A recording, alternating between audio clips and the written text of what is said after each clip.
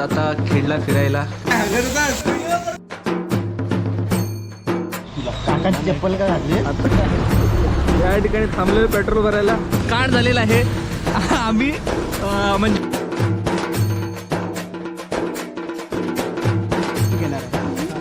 हो 13 महिना काय म्हणतात ना ते झालेलं आहे.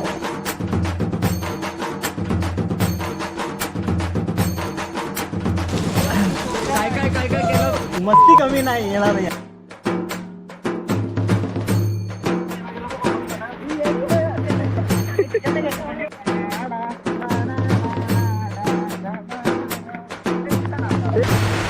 जवळ 8-9 तरी पंक्चर भेटलेले. या ठिकाणी 2 मास्टर शेफ जेवण बनवत आहेत.